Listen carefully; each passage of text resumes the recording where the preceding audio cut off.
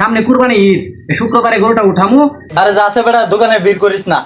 এই মা আপনি কি সবজি খায় দোকানদারি করেন নাকি? দোকানটার মধ্যে আয়া ওয়াগাল্লান খালি চাই থাকবে। আইফোন তো কিছু লয়ে খাইছস না, কিছু একটা ল বেটা খাই খাইবি কিছু? হ্যাঁ লয়া। মামা একটা চানাচুর দেন তো।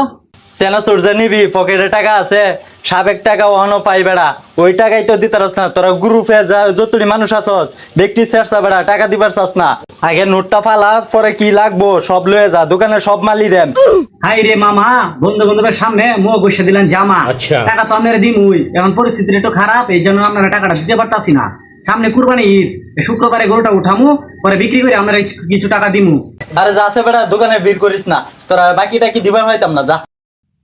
এ বন্ধু, বাকি তো দিতে চাই না, এখন কি করা? এবার আমার কাছে একটা প্ল্যান আছে।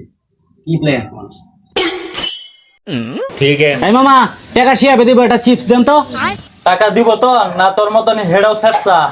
হাই রে মামা, আপনি যে কি যে কোন, আমি শেষরা হইতে আমার বন্ধু বান্ধব কোনোটা শেষরা না। ওই বেটা সবজির ব্যবসা করে, দৈনিক 1000 টাকা কামাই। अच्छा।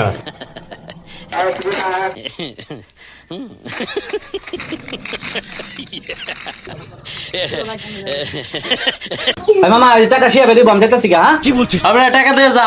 রমা শিয়াবে দিব তো। আরে টাকা দে। এই মা আপনি কি সবজি খায় দোকানদারি করেন নাকি? আপনার কি আমি কইছি চিপস দিতে? সাজনে কইছি, সাজনের কাছ থেকে টাকা নেন মেয়ে, দ্বন্দ্ব হয়ে গেছেন মেয়ে। আমি গেলাম, আপনারা বোঝাপড়া করেন।